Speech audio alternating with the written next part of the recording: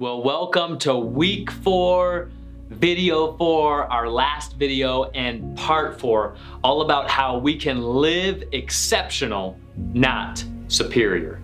I really hope that you read these chapters. These are really challenging chapters. If you didn't read, you should really go back and read it. We talk about how to stop the criticism. We talk about, isn't it my job to judge fellow Christians? And isn't it my job to warn against false teachers?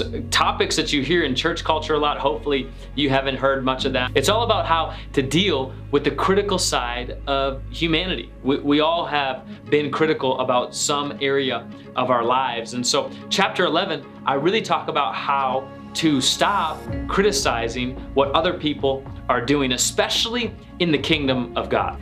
Hip-hop artist Lecrae says that there's 3 types of people in the world: those that are making things happen, those that are watching things happen, and those that don't know things are happening. And so the reality is I want to be in that first group of people. I want to be in the group of people that are making things happen. And when you make things happen, people are always going to be critical about it. In the kingdom of God, people do different things. People flow in the gifts of the Spirit. Other peoples don't. And what you see in Christianity, there are thousands of different denominations.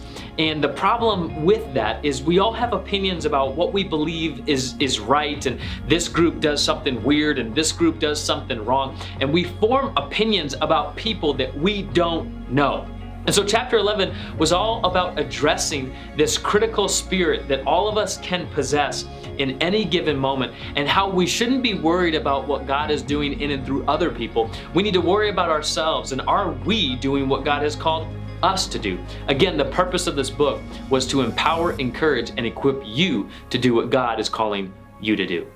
And so chapters 12 and 13 were addressing 2 of the biggest questions you get, especially from Christians, when you tell them to stop criticizing other people. You get the first responses, well, isn't it my job to judge fellow Christians? Doesn't the Bible talk about that? Well, I actually unpack every single verse in the New Testament that talks about that, and I think you'd be surprised about what is actually going on. In fact, context is so important when we read the scriptures to find out what is actually being said and why it's being said. And so if you haven't read chapter 12, I would encourage you just to read chapter 12. For tonight's purposes, I really believe that when it comes to judging my fellow believers, that comes down to one word: accountability.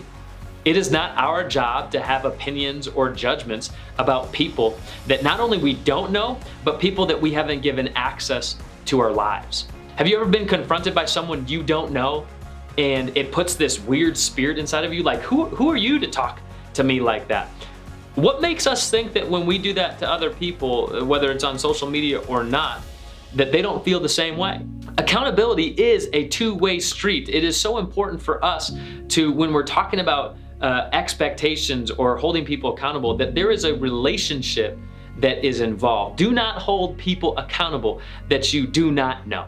Dan Dyer says it this way: you cannot debate unless you relate, and you cannot correct unless you connect. And I think those 2 phrases embody exactly what was trying to be talked about in chapter 12. Lastly, chapter 13 is all about this idea of, isn't it my job to warn people against false believers? And many people, especially if you've grown up in church long enough, you've heard this idea of false teachers, false believers, whatever people want to say about that. The reality is if you look at the context of those scriptures that are talking about that, which again, you should read the chapter if you haven't, because I address every question.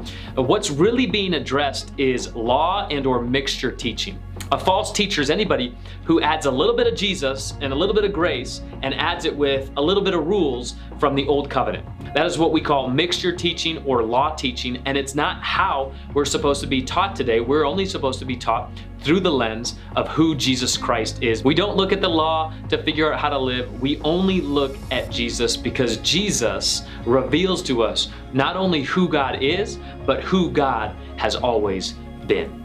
So as you dive into the questions that we've prepared for you for this last section, we hope that you really enjoyed your Connect groups. We hope that you've been able to connect with other people on a deep level. Let's do that again in our last Connect group video teaching. Again, our job as leaders at Cornerstone is to cheerlead you, is to help you believe that you matter, is to help encourage, empower, and equip you. So let's go love the world well, because you are His beloved.